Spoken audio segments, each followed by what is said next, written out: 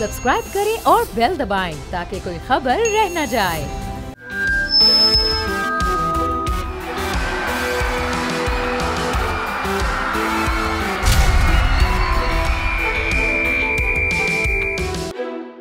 आए कुछ और भी लोगों से बात करेंगे और वो क्या कहते हैं उनकी राय भी जानने चलेंगे। इसके अलावा जो इकोनॉमिस्ट हैं उनसे भी हम बात करना चाहेंगे कि उनकी क्या राय है। कुछ ताजिर रहनुमाओं से ये बात करेंगे। आइए,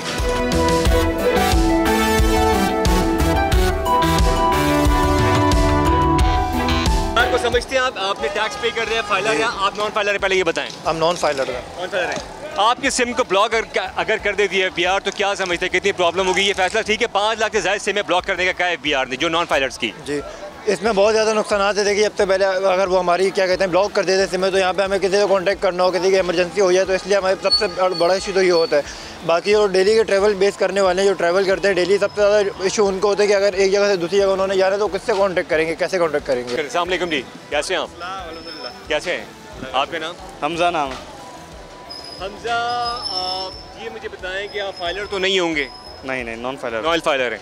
अगर आपकी सिम कल ब्लॉक हो जाए तो क्या होगा? सिम ब्लॉक हो जाए? FBR ने हिदायत दी जो नॉन फाइलर्स हैं 5 लाख उनकी सिम्स को ब्लॉक कर दिया जाए। क्या कहेंगे? तो इसमें फाइलर होना चाहिए, हमें बनना चाहिए फाइलर, और इसमें कोई इतना मुश्किल नहीं है। हमने पढ़ा भी है टैक्सेशन के अंदर, फाइलर बनना आसान है, इतना मुश्किल नहीं है। हर किसी को बनना चाहिए इसके अंदर। जी बिल्कुल। ये स्टूडेंट हैं और ये कह रहे हैं कि हमें फाइलर बनना चाहिए, मतलब ये राग़िब कर रहे हैं कौम को कि टैक्स नेट इसी तरह बढ़ सकता है कि आप फाइलर बने। जी बिल्कुल, यस। अच्छा, अवाम की मैंने खासी राय जानने की कोशिश की। उन्होंने कहा कि जो है वो हम तो ऑलरेडी टैक्स पे कर रहे हैं, तो हम क्यों बने फाइलर, हमें सहूलतें नहीं मिलती। नहीं, टैक्स तो वो अपनी जगह है अलग, लेकिन ये जो फाइलर और नॉन फाइलर का है कॉन्सेप्ट, तो ये लोगों को कॉन्सेप्ट ही नहीं है इस चीज़ का कि फाइलर है और नॉन फाइलर क्या है। अभी तक लोगों को पता ही नहीं, जिसने पढ़ा है और जिसको पता है बस वो जानता है। आप समझते लोगों में आगाही नहीं है? जी, अवेयरनेस नहीं है इस चीज़ की। जी, तो आप समझते कि ये लोगों में जो इस पर टैक्स निज़ाम है उसको आसान होना चाहिए आवाम के लिए? बिल्कुल, ये तो है, आसान होना चाहिए। अब जैसे आप देखें, अब सोलर पे भी लग रहा है टैक्स, तो ये बहुत ज़्यादा मुश्किल हो रहा है आवाम के लिए। तो या वो भरेंगे या फिर अभी ज़ाहिर है ये चीज़ भी है दूसरी कि हम। आपकी राय ये है कि फाइलर जो है वो बनना चाहिए? बिल्कुल, फाइलर बनना चाहिए। FBR के फैसले के हवाले से हमने शहरियों से बात की, उनका मौक़िफ़ आपने जाना। अब हम पहुँचे हैं कराची चैम्बर और यहाँ हम जानने की कोशिश करेंगे यहाँ के जो अपना प्रेसिडेंट हैं और नायब सदर कि उनका क्या मौक़िफ़ है इस फैसले के हवाले से और वो क्या राय रखते हैं। आइए जानते हैं।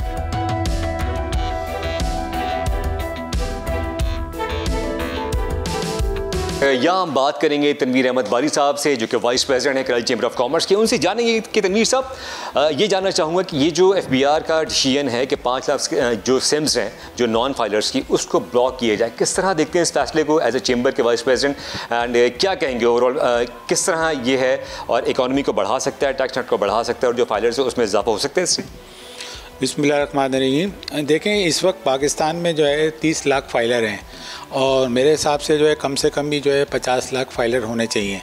तो हमारे के टैक्स नेट को बढ़ना चाहिए। हमने हमेशा यही कहा है कि जो ऑलरेडी जो रजिस्टर्ड हैं, जो रिटर्न फाइल करते हैं, और तो हुकूमत जो है उन्हीं पे जो है सारा टैक्सेस का बोझ डालती है, तो और जो लोग टैक्स नेट से बाहर हैं उनको टैक्स नेट में आना चाहिए। अब ये देखें, हुकूमत ने ये एक ताजिर दोस्त स्कीम भी लेके आई थी और 30 अप्रैल तक जो है वो उसकी रजिस्ट्रेशन करानी थी और बहुत कम तादाद ने इसकी रजिस्ट्रेशन कराई। इसका मतलब ये है कि ये स्कीम जो है अभी फ़िलहाल जो है वो फेल हो गई है। देखिए, ये जो सिम्स का को बंद करने का जो मामला है, आप समझते हैं फ़ैसला दुरुस्त है FBR का, इस पर इम्प्लीमेंट होना चाहिए? क्योंकि उसके बाद जो आवाम को मुश्किलात होंगी यकीनन इसमें कुछ अभी आगाही देने की ज़रूरत है, आप समझते हैं? नहीं, हुकूमत ने इसको बहुत जल्दी की है। हुकूमत को चाहिए था कि एक आगाही प्रोग्राम शुरू करते और जो है इस तरह से लोगों के जो है जो कारोबार हैं वो मुतासिर होंगे, जो काम चल रहे हैं वो मुतासिर होंगे। तो हुकूमत ने मेरा ख्याल में बहुत जल्दी फ़ैसला किया है और इसको आहिस्ते आहिस्ते करना चाहिए था। एकदम 5 लाख सिम जो ब्लॉक करेंगे तो इससे जो है वो जो है लोगों को परेशानी होगी। और हुकूमत देखें, वैसे भी जो है मोबाइल से जो है वो टैक्स तो लेती है हुकूमत की आमदनी में भी इसमें कमी वाक़ई होगी। तो मेरा ख्याल है कि हुकूमत ने जिसमें काम में जल्दी की, हुकूमत को अभी रुकना चाहिए था और उसको मामलात को सही देखना चाहिए था। ये तनवीर बारी साहब मेरे साथ हैं, इनका कहना है कि इस वक्त हुकूमत ने इस फैसले में थोड़ी जल्दी की FBR ने और उनको देखना चाहिए और आवाम में आगाही जो है वो बहुत ज़रूरी है और आगाही आगाही होगी दैन उसके बाद ये चीज़ें इंप्लीमेंट कराने की ज़रूरत है, ताकि जो टैक्स का निज़ाम है उसको आवाम समझ भी सके और इसके बाद वो फाइलर बनने और जो मुल्क की इकॉनमी है उसमें अपनी जो पार्टिसिपेशन है उसको भरपूर अंदाज में जो है वो ला सके। हम अभी चलेंगे कुछ लोगों के पास मज़ीद और उनसे भी जानेंगे कि उनकी राय क्या है फाइलर और नॉन फाइलर के हवाले से, और ये जो सिम्स ब्लॉक करने का जो फ़ैसला है उसे वो किस तरह देखते हैं। आइए चलते हैं। ये जो गवर्नमेंट ने सिम बंद करने का फ़ैसला किया, मैं समझता हूँ कि ये कबलज़ वक्त है। इसके लिए और बहुत सारे तरीके थे कि जिससे लोगों को फाइलर किया जाए। अच्छा, इससे अल्टीमेटली गवर्नमेंट को एक रेवेन्यू जनरेट होता है फ़ोन के इस्तेमाल से।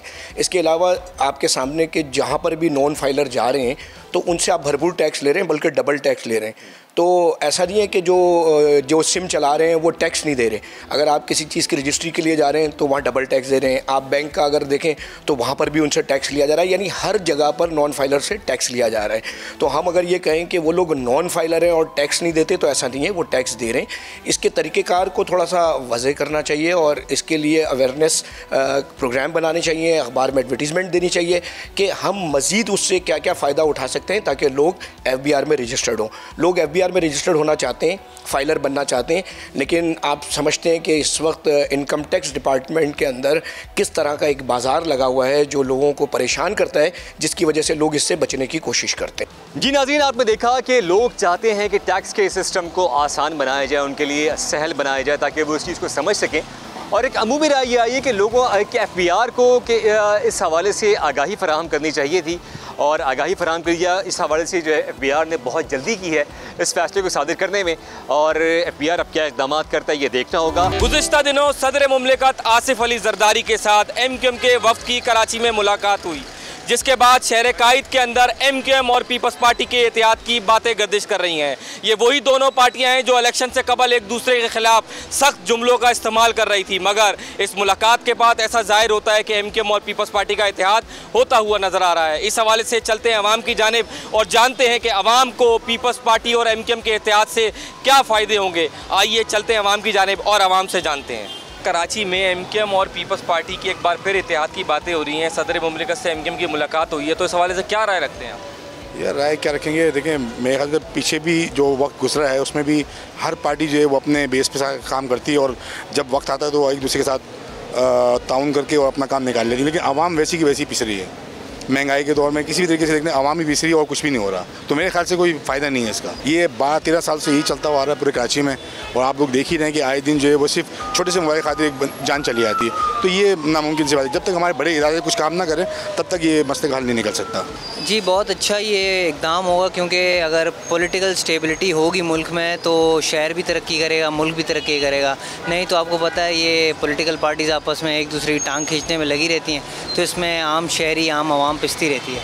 आपको एक्सपेक्टेशंस हैं कि कराची के अंदर जो स्ट्रीट क्राइम है और इसके अलावा जो बल्दियाती काम ताख़ीर का शिकार हुए हैं, अगर MQM और पाकिस्तान एक पेज पे बैठ जाते हैं तो इससे कराची की तरक्की हो सकेगी? बिल्कुल बिल्कुल ऐसे ही है। अगर तरक्की तभी होगी पॉसिबल जब पॉलिटिकल स्टेबिलिटी होगी। ये सारे सियासतदान अगर एक पेज पे आएंगे, बशमूल हमारी इस्टेब्लिशमेंट की और बाकी जितने भी हमारे बड़े इदारे हैं, और तभी पाकिस्तान की तरक्की हो सकी, और ख़ुसूसन कराची की। क्योंकि हमारे यहाँ पे एक हुकूमत कोई अगर नून लीग की थी वो कोई मंसूबा लगा के गई भी है, तो अगर पीपल्स पार्टी की आएगी वो आके उसको कंटिन्यू ही नहीं करती, वहीं स्टॉप हो जाता है, तो ताख़ीर हो जाती है। अगर एक पेज पे होंगे, इकोनॉमिक स्टेबिलिटी की बात करेंगे तो सब कुछ होगा। कोई पहली दफ़ा तो हुआ नहीं है इस मुल्क के अंदर कि पीपल्स पार्टी और MQM का पहले भी जॉइंट वेंचर हुआ, बट आप देख लो क्या स्टेक हुआ, क्या फ़ायदा हुआ, हुकूमत ने क्या किया आवाम के लिए। तो ये इस is not a solution for the country.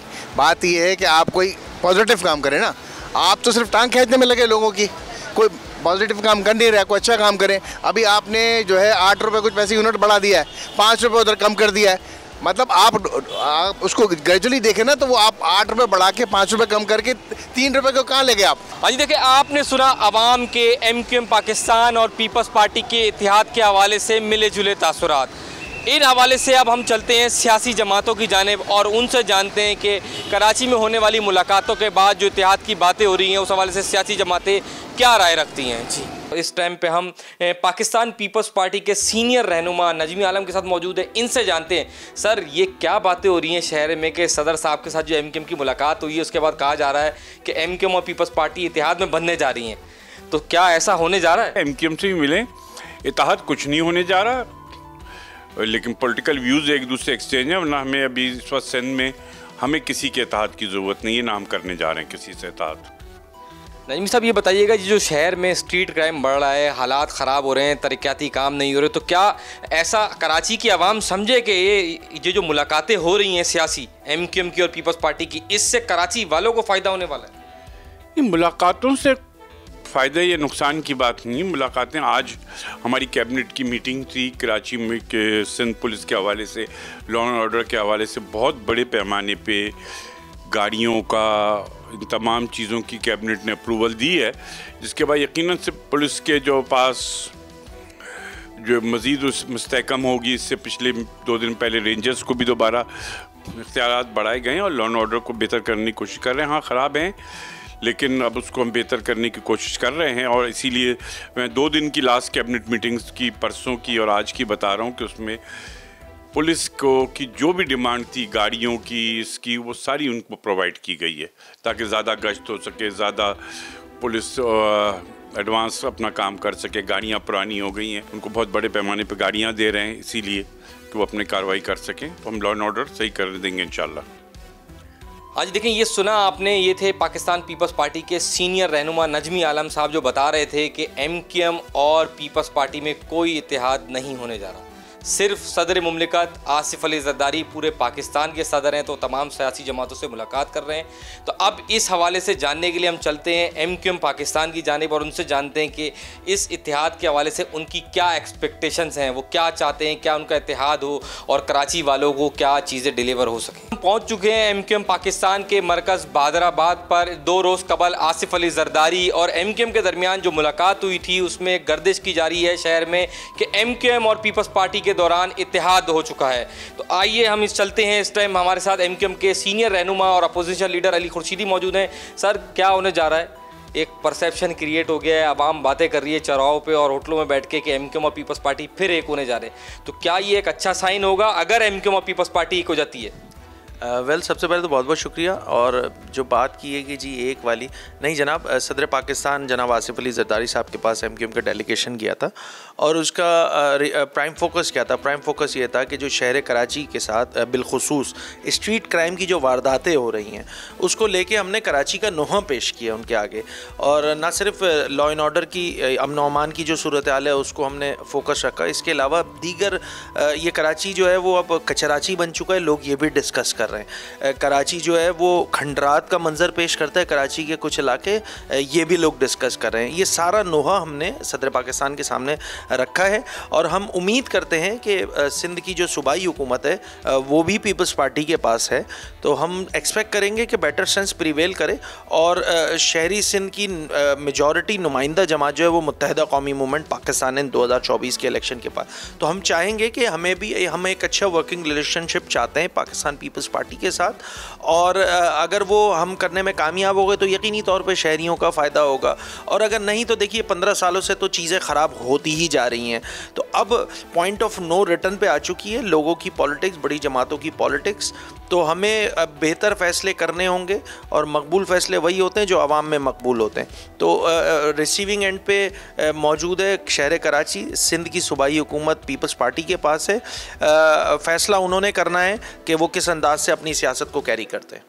Sir, अब आवाम को क्या तवक्को, आवाम की जो तवक्कुआत हैं उसके ऊपर कैसे पूरा उतरेंगे? क्योंकि आवाम ने तो आपको मुंतखब किया है, अब कराची की बड़ी सियासी जमात बनकर उभरी है MQM, तो इसके ऊपर आप बताइएगा कैसे आप लोग उनकी तवक्कुआत को पूरा करेंगे? वेल देखें, जितनी मैग्नानिमिटी शो करनी थी MQM पाकिस्तान को वो हमने शो की, चाहे वो सदर पाकिस्तान का वोट हो या अब हम पॉइंट इतना सा है, मैंने जैसे आपको अपने इब्तदाइया में ही बताया कि हम शहरी सिंध की मेजॉरिटी पार्टी MQM पाकिस्तान है।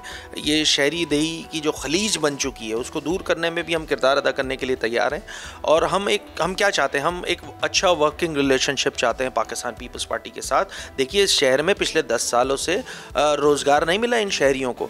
शहरी जो है वो गली मोहल्ले चौक चौराहे पहले शाहराहों पे लुटता था, अब गली मोहल्लों में भी लुट रहा है। अमन व अमान की सूरत हाल कोई ठीक नहीं है। एक अच्छा वर्किंग रिलेशनशिप जहां बन जाएगा तो मुझे लगता है कि हम जो है बेहतर अंदाज से जो है वो डिलीवरी करने में हुकूमत कामयाब हो जाएगी।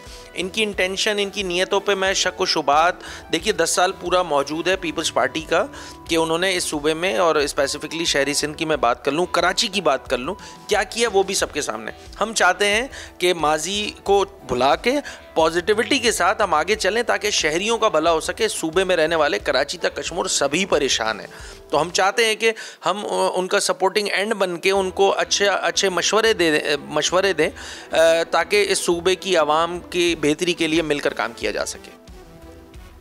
हाँ जी, देखिए ये थे opposition leader Sindh assembly Ali Khurshidi जो बता रहे थे सदर मुमलिकत की मुलाकात के अंदर MQM पाकिस्तान के रहनुमाओं की जानिब से कराची का नोहा सामने रखा गया, कराची के मसाइल सामने रखे गए, क्योंकि कराची की आवाम ने इनके ऊपर एतमाद किया और इनको भारी अक्सरियत में जिताकर असम्बली तक पहुँचाया। तो इनका फ़र्ज़ बनता है कि कराची वालों के मसाइल को ऐवानों तक पहुँचाया जाए और सदर मुमलिकत तक पहुँचाया जाए ताकि इस शहर के मसाइल हल हो सके।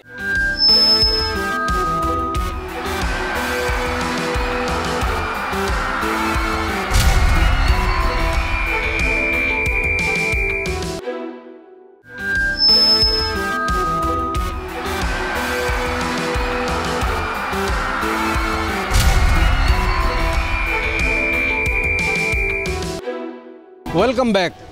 बोल जमूर से मैं हूँ शाहिद अली। इस वक्त हम मौजूद हैं सिंध के तीसरे बड़े शहर सक्खर में।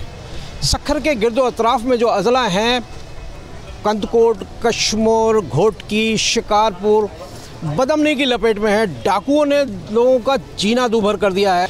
दर्जनों अफराद इस वक्त डाकुओं के कब्ज़े में हैं। डाकू दिन रात कार्रवाइयाँ कर रहे हैं जिसका असर जो है अब सक्खर शहर पर पड़ रहा है। सक्खर एक तिजारती शहर है, सक्खर मुआशी हब है इस पूरे इलाके का, लेकिन आज सक्खर भी जो है वो बदअमनी की लपेट में है। बात करते हैं सक्खर के ताजिर बरादरी से और आम आवाम से कि वो क्या करते हैं। बात कर लेते हैं जावेद मेमन जो सक्खर स्मॉल ट्रेडर्स के सदर हैं, उनसे बात करते हैं।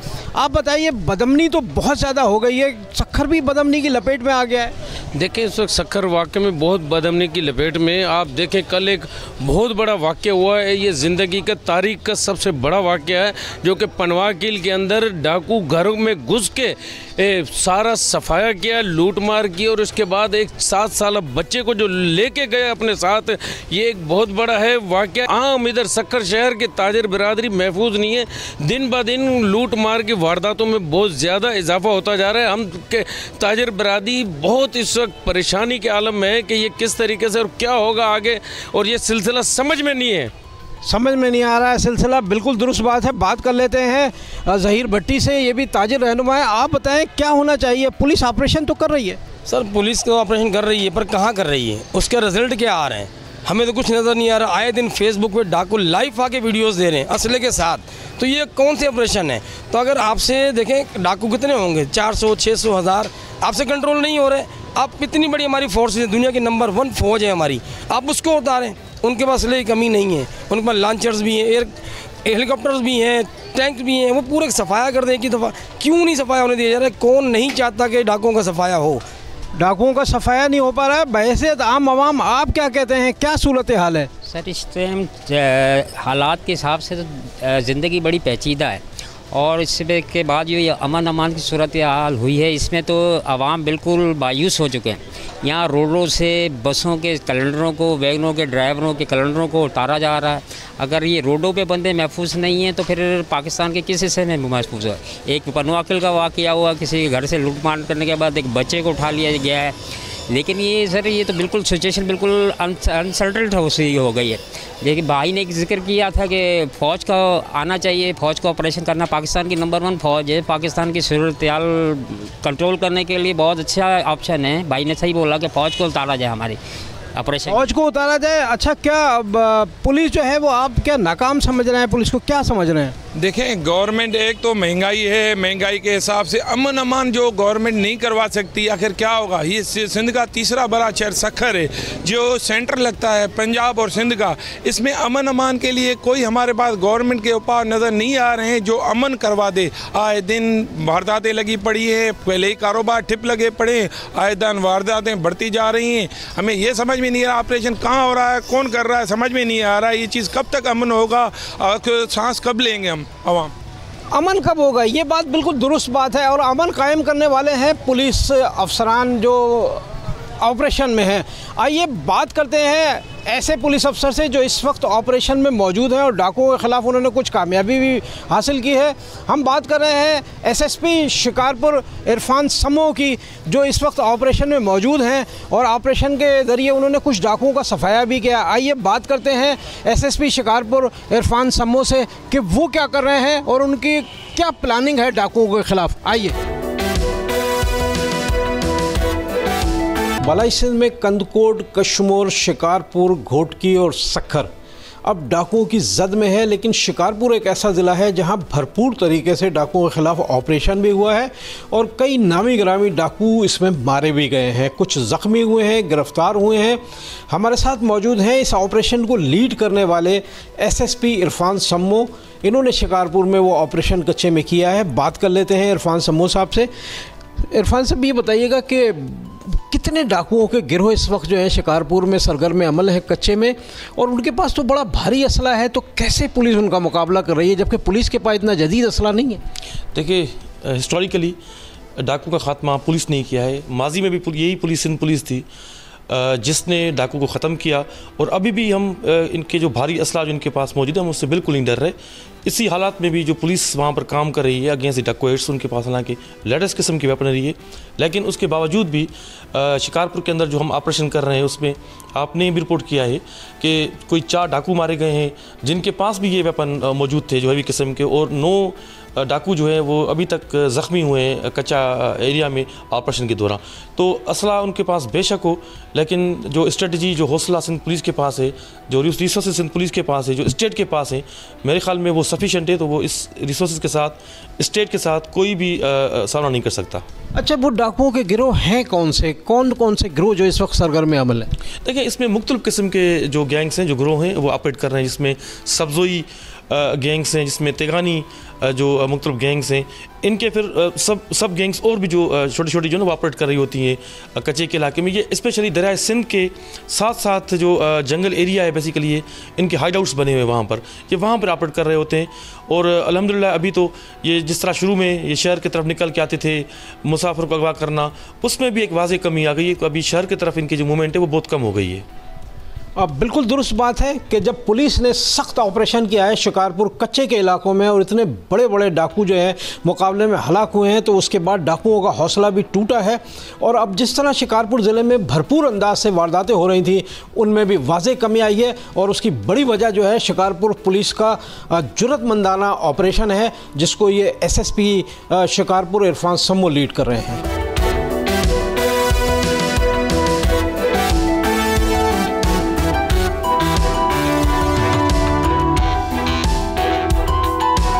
इस वक्त आप मेरे साथ मौजूद हैं मीरपुर खास, जो सिंध का चौथा बड़ा शहर और आमों की पैदावार के हवाले से अपनी खास शनाख्त रखता है।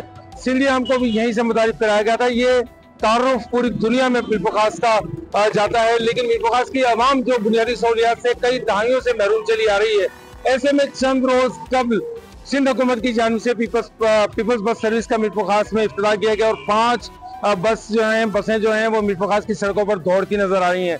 मिला जुला सा रुझान है, लेकिन जब हम मीरपुर खास के शहरियों से इस हवाले से बात की तो उनका कहना था कि बहुत खुशी की बात है कि मीरपुर खास में ये पीपल्स बस सर्विस का आगाज किया गया, लेकिन खुद मुख्तार यूनिवर्सिटी होनी चाहिए जहाँ पर मुकम्मल डिपार्टमेंट्स होने चाहिए, मुकम्मल फैकल्टीज होनी चाहिए। लेकिन मीरपुर खास में फ़कत सिंध यूनिवर्सिटी का एक कैंपस दिया गया और 5 माह कबल उसको 10 साल की तहरीक के बाद 5 माह कबल उसको मीरपुर खास यूनिवर्सिटी का दर्जा तो दे दिया गया है, लेकिन आपको लेकर चलते हैं उस यूनिवर्सिटी में और आप देखें कि 10 क्लासेस पर मुश्तमिल कितनी बड़ी वो यूनिवर्सिटी है जहाँ पर 35,000 के करीब जो सालाना बच्चे पास आउट होते हैं इंटर से, वो क्या उस यूनिवर्सिटी में समा सकते हैं? तो चले आपको लेकर चलते हैं सिंध मीरपुर खास यूनिवर्सिटी। जी नाज़रीन, इस वक्त मौजूद है साबका सिंध यूनिवर्सिटी कैंपस मीरपुर खास में, जिसे मीरपुर खास यूनिवर्सिटी का दर्जा तो मिल गया है, लेकिन यहाँ पर तलबा तलबात से बात करते हैं कि क्या आया उन्हें वो फैसिलिटीज, वो चीज़ें मिल रही हैं जो एक यूनिवर्सिटी में तलबा तलबात को मिलती हैं। तो हमारे साथ कुछ तालबात खड़ी हुई हैं, फिर तालिब इल्म खड़े हुए हैं, इनसे बात करते हैं कि ये किस डिपार्टमेंट में हैं और क्या पढ़ना चाह रहे थे और यहाँ पर मीरपुर खास में इस कैंपस में आकर इन्हें मजबूरन जो तालीम हासिल करनी पड़ रही है, तो क्या वो खुशी से कर रही है या इन्हें मजीद किसी आगे जाकर तालीम हासिल करनी थी? हमारे पास जो डिपार्टमेंट है वो ओनली 5 डिपार्टमेंट्स है, तो जो ये 5 डिपार्टमेंट है वो तो यहाँ पे सिर्फ 5 डिपार्टमेंट है, लेकिन और भी काफ़ी डिपार्टमेंट है जो होने चाहिए यहाँ पे, हमारे पास नहीं है मौजूद फैसिलिटीज उन डिपार्टमेंट्स की। और काफ़ी कुछ ऐसा है यहाँ पे हमारी बिल्डिंग भी काफ़ी ख़राब है। दूसरा हमारे पास काफ़ी ऐसी चीज़ें हैं जो हमारे पास प्रोवाइड नहीं होती, विच चीज़ हम लोगों ने पूरी पे की सबने। यूनिवर्सिटीज़ हैं वो बहुत ज़्यादा अच्छी हैं और लुक वाइज जैसे यहाँ पे बिल्डिंग ठीक नहीं है, लेकिन और जो हमारे पास डिपार्टमेंट है वो भी नहीं है। जैसे किसी को मास कम्युनिकेशन करना है तो यहाँ पर नहीं पढ़ सकता, उसको हमें जो 5 डिपार्टमेंट है बस उनमें वो किसी न किसी डिपार्टमेंट में ले लेगा।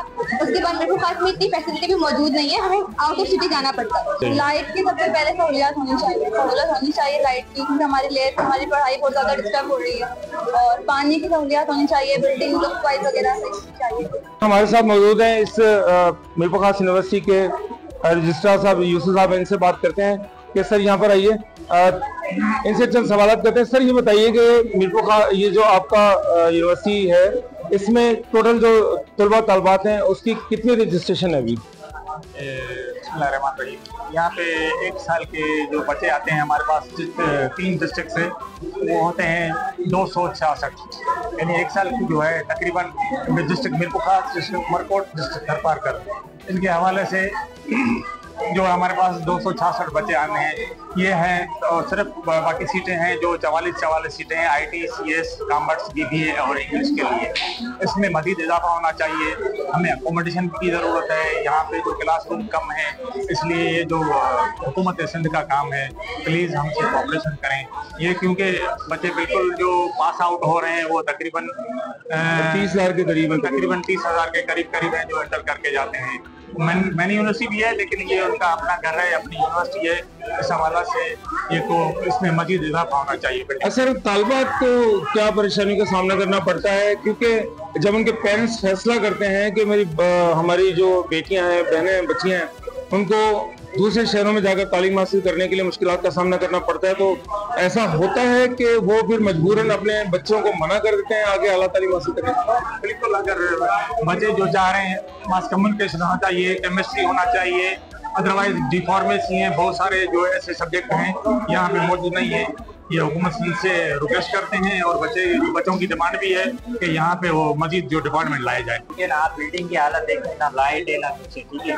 अब इंसान क्या पड़ेगा, 5 डिपार्टमेंट, मैं खुद पॉलिटिक्स के अंदर जाना चाहता था, पॉलिटिक्स डिपार्टमेंट इधर है नहीं तो मैं किधर, अब मैं आउट कर नहीं सकता, इतना मैं अफोर्ड कर नहीं सकता कि मैं यहाँ से जाऊँ, जहाँ छोड़ो वहाँ 56 डिपार्टमेंट, यहाँ पे सिर्फ वहाँ 5 डिपार्टमेंट है। 5 डिपार्टमेंट में हमें जरिए किया जाता है, ऐसी घूमते फिरते और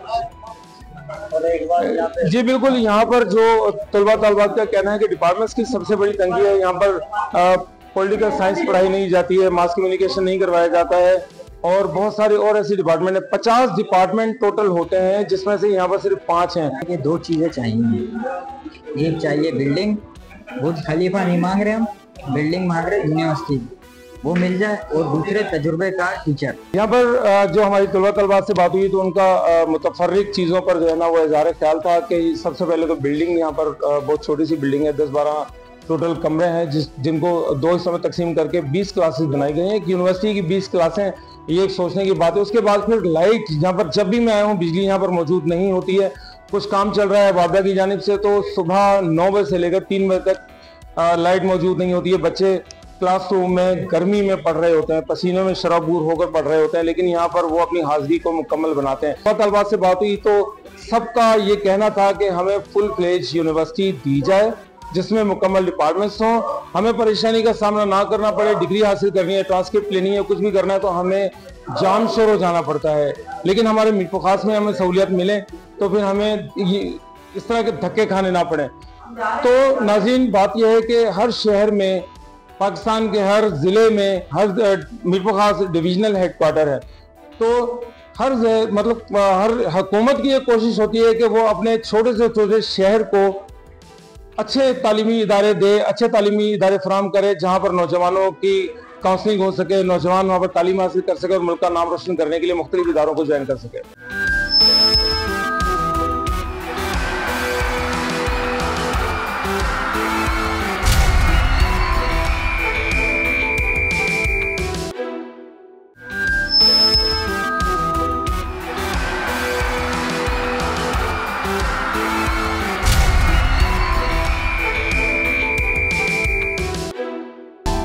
वेलकम बैक। बोल जमहूर से मैं हूं आसिफ शहजाद। खैबर पख्तूनख्वा हुकूमत के मुंतखब होने के बाद पेशावर के शहरियों की उनसे क्या तवक्कुआत है, आइए उन्हीं की ज़बानी जानते हैं। क्या कहते हैं, सूबाई हुकूमत से क्या तवक्कुआत हैं? बस हमारी सूबाई हुकूमत से यही तवक्कुआत है कि हमारे लिए आसानियाँ पैदा करे, लोड शेडिंग पर काबू पाए, महंगाई को रोक दे। बस यही हमारे आवाम के लिए काफ़ी है। सूबाई हुकूमत के बारे में तवक्कुआत तो बहुत ज़्यादा है, क्योंकि महंगाई का दौर है और बहुत ज़्यादा शदीद महंगाई है। लेकिन पंजाब में जो है ना आटा वो तकरीबन 1500, 1600, 1700 तक आ गया है। यहाँ पे जो है ना आटे का कोई मतलब पुरसाने हाल नहीं है, न रोटी का कोई पुरसाने हाल है, न कोई चीनी वगैरह या घी वगैरह किसी चीज़ का भी अभी तक कोई पुरसाने हाल नहीं है। तो मैं सूबाई हुकूमत को रिक्वेस्ट करता हूँ कि मेहरबानी करके ये गरीब आवाम पर कुछ न कुछ रहम करे, ताकि हमें भी कुछ न कुछ रिलीफ मिल जाए। क्या कहते हैं, सूबाई हुकूमत से क्या तवक्कुआत हैं? ये सर जी तवक्कुआत तो बहुत ज़्यादा है क्योंकि ये कहते हैं कि हम अवामी हुकूमत है और हम पठानों ने, सब भाइयों ने इनको सेलेक्ट किया है कि ये आ जाएँ और हमारे लिए कुछ करें, क्योंकि ये 10 साल तो इन लोगों ने गुजार दिए। हमारे लिए इन लोगों ने बहुत कुछ किया, ये नहीं कहते कि नहीं किया है। हमारे लिए सेहत कार्ड किया है, क्योंकि हमारे गरीबों के लिए आटा की बात है, ये तो स्कैंडल चला, शुक्र अल्हम्दुलिल्लाह ये स्कैंडल चला और हमारे लिए आटा सस्ता हो गया है। और अब हम सूबाई हुकूमत से ये मुतालबा करते हैं कि यार हमारे गरीबों पे कुछ रहम करो। क्यों रहम करो कि ये देखें, ये सरकारी लोग बिजली का बिल जो है ये लोग काटते हैं, यूनिट फ्री ये लेते हैं, और हम गरीबों पे इतने बारे बारे बिल भेज देते हैं कि हम बच्चों के लिए खाना कर लें या इसके ये बिल जमा कराएं, स्कूल के फ़ीस जमा कराएं। हमारे तो पता नहीं क्या होने वाला है। मैं सूबाई हुकूमत से कोई तवक्को नहीं रखता, क्योंकि इसका 3 बार इसी सूबे पे हुकूमत जा रही है और हमें कोई तब्दीली नज़र तो नहीं आ रही है। इसलिए कि बज़ाहिर आप भी देख सकते हैं, आपके कैमरा भी दिखा सकते हैं। सबसे पहले आप इस रोड को देख सकते हैं, सारे रोड जो आवामी रोड है इन लोगों ने बंद किया हुआ है, रखा है।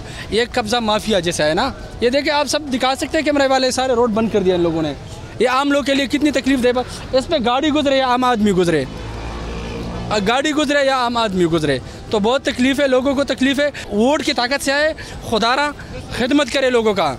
आप लोगों ने आपको मरियम नवाज़ जैसे खिदमत करे, उस किस तरह खिदमत शुरू की लड़की है। आप कहते हैं कि वो टिकटॉक के लिए निकलते, आप भी निकले ना। ट्रैफिक का जो सिस्टम है सारा ख़राब और तबाह और बर्बाद हो रहे हैं। खुदा सबसे पहले ट्रैफिक पे काम करे, हमारा यही मुतालबा है सूबाई हुकूमत से। और बाकी तो माशाल्लाह सिर्फ आपको बताया भी है ना, करने वाला कोई मेरे ख्याल से नहीं है, तवक्को कोई नहीं है सूबाई हुकूमत से। आज अब हम चलते हैं सूबाई वज़ीर की जानिब, उनसे जानते हैं कि पेशावर के जो मसाइल है उस हवाले से खैबर पख्तूनख्वा हुकूमत की क्या क्या तरजीहात हैं और इस हवाले से पेशावर में क्या इक़दाम उठाए जा रहे हैं। ज़ाहिर शाह तोरू हमारे साथ मौजूद है, उनसे जानेंगे सर क्या कहते हैं, सूबाई हुकूमत की क्या तरजीहात हैं। बिस्मिल्लाहिर्रहमानिर्रहीम। देखिए, शहर के हवाले से मुख्तलिफ़ किस्म के प्रोजेक्ट्स होते हैं। सबसे बड़े बड़े मसाइल जो होते हैं वो आपको पता है कि पेशावर की आबादी 4.8 मिलियन है और 48-50 लाख इस वक्त इस शहर की आबादी है। और इस आबादी में सबसे बड़ा मसला जो यहाँ पे है, जो पहले भी था, तो वो तो बिजली का होता है। हमारी जो सेवरेज लाइन है हमारे, इसके अलावा ये जो वाटर जो पानी के टैप्स होते हैं, ये सारे हमारे इंतहाई बोसीदा हो चुके हैं, इंतहाई ख़राब हो चुके हैं। फिर इसके लिए WSSP पेशावर जो है वो कायम किया गया है। इस वक्त WSSP के नीचे पेशावर के निकासी के इंतज़ाम के लिए और साथ साथ यहाँ के लैंडफिल साइट जो इसका है जिसके अंदर और STP, ये 3 चीज़ें जो हैं ये बड़ी इम्पॉर्टेंट हैं और इस पर कोई 25-30 अरब रुपए से ज़्यादा खर्च हो रहे हैं, ताकि यहाँ के पेशावर के जो मसाइल हैं सेवरेज के हवाले से, जिसकी वजह से शहर में सारी गंदगी फैलती है, लैंडफिल साइट जिसके में कि आपको पता है कि सारा जो शहर का गंद है, कूड़ा क्रिकेट, उसको उठा के वो एक जगह पे डंप किया जाता है, फिर उसको प्रोसेस किया जाता है। तो ये सब बड़े बड़े प्रोजेक्ट हैं जिसके अंदर शहर के मसाइल जो हैं वो इंशाल्लाह जब ये प्रोजेक्ट मुकम्मल होंगे तो ये मसला भी हल हो जाएगा। जाएगा। दूसरा हमारा बड़ा मसला था जिसके ऊपर लोगों को बड़ा एतराज़ भी था, हमारा BRT का। तो आपने देख लिया कि इस वक्त लोग BRT के इतने गिन गा रहे हैं। पहले तो इसको हर कोई भी हमारी हुकूमत पर लान तन करते थे पाकिस्तान तहरीक, लेकिन आज वो सबसे मेरे ख़्याल में वो उसको फ्लैगशिप प्रोजेक्ट ही हमारा कहा जा सकता है। और अवाम इतने खुश है कि सबसे ज़्यादा सफ़र जो है वो इसकी ज़रिए किया जाता है। तो इंशाल्लाह हमारी इस शहर की आबादी अभी भी फैल रही है, तो इसके लिए एक बड़ा एक मंसूबा बनाया गया है एक न्यू सिटी का, जिसमें एक बड़ा नया शहर जो है वो बसाया जाएगा। तो मुख्तलिफ़ प्रोजेक्ट्स हैं जिसके अंदर डेवलपमेंटल काम भी होंगे और कुछ हम बहुत सारी चीज़ों में रिफॉर्म्स कर रहे हैं जो कि साबिका हुकूमतें जो थी वो रिफॉर्म्स नहीं करती थी। हमने ज़्यादा जो हमारा सेक्टर है वो हमारा रिफॉर्म सेक्टर का है, उसके अंदर हम काम कर रहे हैं कि बेसिक हम जिस तरह हम शहर के लोगों को, सिटी के लोगों को मसाइल होते हैं पटवार के हवाले से, तो हमने वहाँ पे कंप्यूटराइज सिस्टम जो है वो नाफिज कर रहे हैं ताकि मुकम्मल तौर पर जो पटवार का सिस्टम है ये कंप्यूटराइज हो जाए। कुछ 50% इस पर काम हुआ था, अब इंशाल्लाह इसी हुकूमत में उसको मुकम्मल कर लेंगे। जी, पेशावर शहर के हवाले से आपने सूबाई वज़ीर के ख्यालात सुने।